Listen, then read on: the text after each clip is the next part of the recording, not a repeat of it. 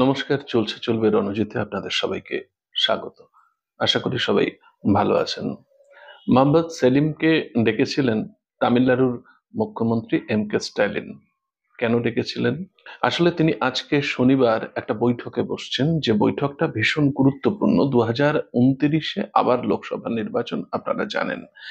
2029-এ লোকসভা নির্বাচনের আগে আসন পুনর্বিন্যাস, মানে জনসংখ্যার ভিত্তিতে লোকসভার আসন পুনর্বিন্যাস, এটা আনতে চলেছেন নরেন্দ্র দামোদর দাস মোদীর সরকার। তো এটাতে সমস্যাটা কোথায়? আসলে আপনারা জানেন যে লোকসভার একটা নির্দিষ্ট সংখ্যক ভোটারের উপরে একটা কেন্দ্র নির্দিষ্ট হয়, সেখানে 16 থেকে 17 লক্ষ ভোটার থাকে, এবং তার ভিত্তিতে একটা লোকসভার যে আসন সেটা নির্ধারিত হয়। এই জনসংখ্যার পুনর্বিন্যাস বা আসনের পুনর্বিন্যাসটা কিভাবে হবে? কিছু কিছু কেন্দ্রে আছে যে তার থেকে অনেক কম ভোটার রয়েছে, বা কিছু কিছু কেন্দ্রে আছে অনেক বেশি ভোটার, যেটা থাকার কথা। দেখুন, একটা নির্দিষ্ট সংখ্যক মানুষের উপরে যখন প্রশাসনিক ক্ষমতা কারোর উপরে চাপানো হয়, তখন সেই সামগ্রিক অঞ্চলটা প্রশাসনের শীর্ষে যারা রয়েছেন তারা চালাতে পারবেন কিনা বা সুবিধা হবে কিনা, এই কারণে সেই এক একটা অঞ্চলের প্রশাসনিক পরিকাঠামো তৈরি করা হয়। যে অঞ্চল যত বেশি বড়, সেই অঞ্চলের নিয়ন্ত্রণ রাখতে পরিকাঠামোয় যদি সেই রকম ম্যান পাওয়ার না থাকে, তাহলে সমস্যা হয়। তো নরেন্দ্র দামোদর দাস মোদীর এই সরকার ঠিক করেছে যে বিভিন্ন জায়গায় যে জনবিন্যাস সেটা ঠিক নেই। তো এই ক্ষেত্রে তাহলে এম কে স্ট্যালিন এত চিন্তিত হয়ে পড়লেন কেন? চিন্তার কারণ আছে। কারণ এটাই যে দক্ষিণের যে সমস্ত আসনগুলো রয়েছে, সেখানে যে জনসংখ্যার ভিত্তিতে এই আসনের বিন্যাস, সেটা ঠিক নেই। তুলনামূলক একটু কম ভোটার রয়েছে। অন্যদিকে উত্তর বলয়ের যে সমস্ত রাজ্যগুলো, সেখানে যে সমস্ত লোকসভার আসন, সেখানে কিন্তু জনসংখ্যা তুলনামূলক অনেক বেশি। সুতরাং এখানে আসন সংখ্যা বাড়বে, এটা একেবারে এক প্রকার নিশ্চিত। আর অন্যদিকে দক্ষিণে আসন সংখ্যা কমবে। কারণ যদি এই জনসংখ্যার যে পুনর্বিন্যাস, সেই পুনর্বিন্যাস অনুযায়ী যদি এক একটা অঞ্চলকে 16 লাখ 17 লাখ ভোটার সম্বলিত যদি একটা কেন্দ্র হয়, তাহলে সেখানে 8 থেকে 10টা আসন কমার আশঙ্কা করছেন এম কে স্ট্যালিন। দেখুন, উত্তর বলয়ে বা হিন্দি বলয়ে যদি আসন বাড়ে, তাহলে কি এমন ক্ষতি হবে? আসলে ক্ষতিটা এখানেই যে হিন্দি বলয়ে তুলনামূলকভাবে নরেন্দ্র দামোদর দাস মোদী বা বিজেপির জোটটা অনেক বেশি, এবং সেখানকার অনেক আসন সংখ্যা, যেগুলো তাদেরকে সরকার গঠনে সহযোগী ভূমিকা পালন করে। তুলনামূলকভাবে দক্ষিণ ভারতে কিন্তু বিজেপির সেই রকম জোর নেই। অনেক রাজ্য আছে যেগুলোতে খাতাও খুলতে পারে না বিজেপি।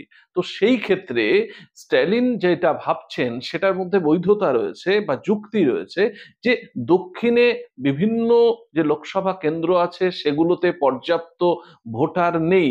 মানে যত সংখ্যক ভোটার একটা লোকসভা কেন্দ্রে থাকা উচিত, তার থেকে অনেক কম, যেটা আমি বললাম।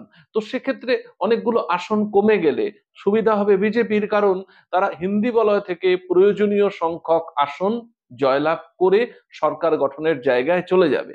আসলে নরেন্দ্র দামোদর দাস মোদীর একটা থিঙ্ক ট্যাঙ্ক আছে, যে নবরত্ন বলা হয় না?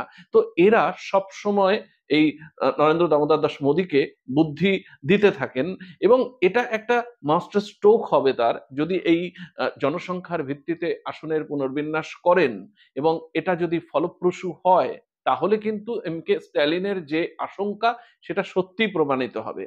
তাহলে 2029-এর যে লোকসভা নির্বাচন, সেটা কিন্তু নরেন্দ্র দামোদর দাস মোদীদের কাছে অনেক সহজ হবে তুলনামূলকভাবে।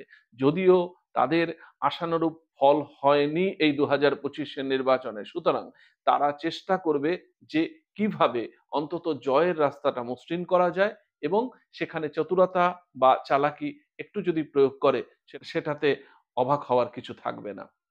এটাই হচ্ছে মূল বিষয়। তাই তিনি আজকে বৈঠকে ডেকেছেন বিভিন্ন অবিজেপি কেন্দ্রের মুখ্যমন্ত্রীদের, এবং তাৎপর্যপূর্ণভাবে কিন্তু উড়িষ্যায় বিজেপি সরকার হওয়া সত্ত্বেও সেখানকার মুখ্যমন্ত্রীকেও তিনি আমন্ত্রণ জানিয়েছেন। একই সাথে অন্ধ্রপ্রদেশে এনডিএ শরিক টিডিপি সরকার, সেখানকার মুখ্যমন্ত্রীকেও তিনি এই বৈঠকে আমন্ত্রণ জানিয়েছেন। এবং বিভিন্ন রাজ্যের যে প্রদেশ বিজেপি সভাপতি বা সেখানকার পদাধিকারী, তাদেরকেও এই বৈঠকে যোগ দিতে আহ্বান জানিয়েছেন। একই সাথে আহ্বান জানিয়েছিলেন মোহাম্মদ সেলিমকে। সেলিম এই বিষয়টায় সমর্থন জানালেও তিনি যোগ দিতে পারছেন না, কারণ শনিবার এবং রবিবার কেন্দ্রীয় কমিটির বৈঠক রয়েছে। আপনারা জানেন যে এপ্রিল মাসে পার্টি কংগ্রেস মাদুরাইতে, তো সেটার প্রস্তুতি এবং তার আগে বিভিন্ন রূপরেখা, তার জন্য তার শনিবার এবং রবিবার তিনি ব্যস্ত থাকবেন। কিন্তু বিষয়টা হচ্ছে গিয়ে সর্বভারতীয় ক্ষেত্রে কিন্তু বামেরা যথেষ্ট এখন গুরুত্ব পায়। দেখুন, আগে যখন একটা বড় সংখ্যায় বামেদের সদস্য সংখ্যা ছিল লোকসভায়, রাজ্যসভায়, সে সময় বামেদের গুরুত্ব পাওয়া স্বাভাবিক, কিন্তু এই সময় খুব বেশি সদস্য সংখ্যা লোকসভায় বা রাজ্যসভায় নেই।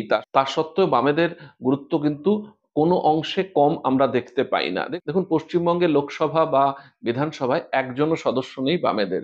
তা সত্ত্বেও এখানকার যিনি রাজ্য সম্পাদক, তাকে আহ্বান জানানোর অর্থই হচ্ছে গিয়ে যথেষ্ট গুরুত্ব রয়েছে বামপন্থী দলগুলোর, সে পশ্চিমবঙ্গ হোক, কেরল হোক, ত্রিপুরা হোক, প্রত্যেকটি জায়গায়। এবং সর্বভারতীয় ক্ষেত্রে যেহেতু দেখা যাচ্ছে বামেদের বিস্তার বেশ ভালো রকম হচ্ছে, যে রাজ্যগুলোতে নির্বাচন হলো সেখানে বামেদের প্রতিনিধি জয়লাভ করেছে, আপনারা দেখেছেন।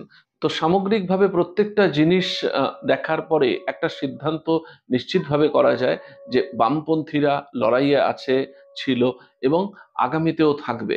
তবে 2029-এর আগে, এই যে লোকসভা নির্বাচনের আগে যদি নরেন্দ্র দামোদর দাস মোদীর সরকার এইরকম ভাবে কিছু কিছু পরিকল্পনা মাফিক তারা নিজেদের জয়ের রাস্তাটা সুগম করে রাখে, সেক্ষেত্রে এই অবিজেপি যে সমস্ত রাজ্যের মুখ্যমন্ত্রী বা যে সমস্ত দল বা ইন্ডিয়া জোটের যে সমস্ত শরিক, তারা এই রকম উদ্যোগ নিয়ে জয়ের রাস্তাটাকে মসৃণ রাখবে না, এটাই স্বাভাবিক।